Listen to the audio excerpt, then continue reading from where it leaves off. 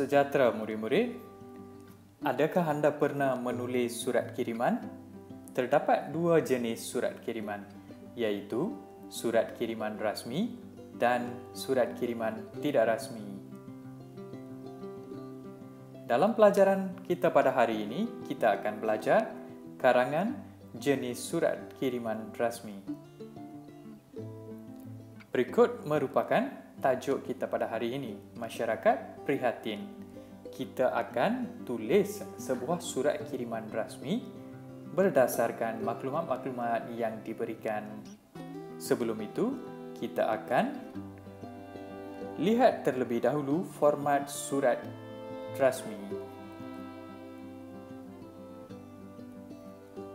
Alamat pengirim. Pengirim bermaksud orang yang menulis surat tersebut.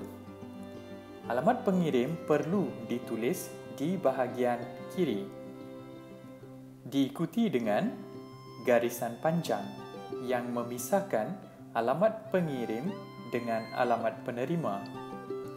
Di ruangan C pula, kita perlu menulis nama dan alamat penerima, diikuti dengan tarikh di bahagian kanan surat. Seterusnya, kata panggilan hormat. Contohnya, tuan, puan dan sebagainya. Di ruangan F pula, kita perlu tulis perkara atau tajuk surat kiriman tersebut, diikuti dengan pendahuluan surat. Di ruangan H pula, kita akan menulis isi kandungan surat tersebut. Kita akan meletakkan nombor sebelum memulakan perenggan tersebut. Diikuti dengan penutup.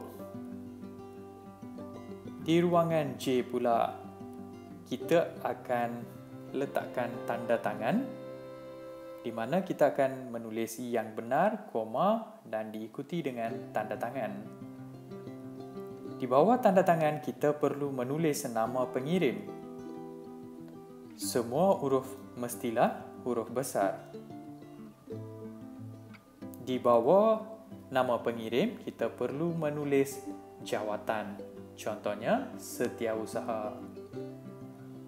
Baiklah murid-murid, ini merupakan format surat kiriman rasmi. Murid-murid, berikut merupakan karangan contoh. Murid-murid boleh jadikan karangan ini sebagai rujukan untuk menulis surat kiriman rasmi. Surat kiriman rasmi perlu dimulakan dengan alamat pengirim. Hamdan bin Aslan, nombor 5, Lorong Aman 1, Taman Aman, 09300, Kuala Ketil, Kedah. Diikuti dengan garisan panjang. Garisan ini akan memisahkan alamat pengirim dan alamat penerima. Alamat penerima, Encik Amran bin Musa, nombor 10A, Pejabat Jabatan Alam Sekitar, 09300, Kuala Ketil, Kedah. Alamat pengirim dan alamat penerima perlu ditulis pada bahagian kiri surat kiriman rasmi. Diikuti pula dengan tarikh di bahagian kanan, 2 Ogos 2021. Seterusnya, di ruangan E pula, kata panggilan hormat, tuan, diikuti dengan perkara atau tajuk, masalah pencemaran di Kuala Ketil. Seterusnya, pendahuluan. Merujuk kepada perkara di atas, saya Hamdan bin Aslan, Setiausaha Persatuan Penduduk Taman Kuala Ketil, ingin memaklumkan keputusan mesyuarat tentang masalah pencemaran di Kuala Ketil pada 1 Ogos 2021. Seterusnya, isi. Perenggan isi perlu dimulakan dengan nombor. Banyak kilang haram didirikan di tepi sungai. Kilang-kilang ini telah menyebabkan jerebu. Selain itu, sisa toksik yang dilepaskan ke dalam sungai menyebabkan habitat terganggu. Selain itu, masalah lori yang membawa tanah untuk projek perumahan menyebabkan kesan habuk yang dahsyat. Banyak pokok layu kerana gangguan habuk ini. Masalah ini mengganggu kehidupan penduduk juga. Kami membuat keputusan untuk melaporkan masalah ini kepada Jabatan Alam Sekitar Malaysia. Kami akan bekerjasama untuk memantau tahap pencemaran alam ini. Kami berharap agar pihak tuan dapat memaklumkan perkara ini kepada pihak berkuasa agar masalah ini dapat diatasi. Seterusnya, penutup. Kerjasama daripada pihak tuan kami hargai. Sekian, terima kasih. Pada ruangan J pula, kita perlu meletakkan tanda tangan. Tanda tangan perlu berada di bahagian kiri.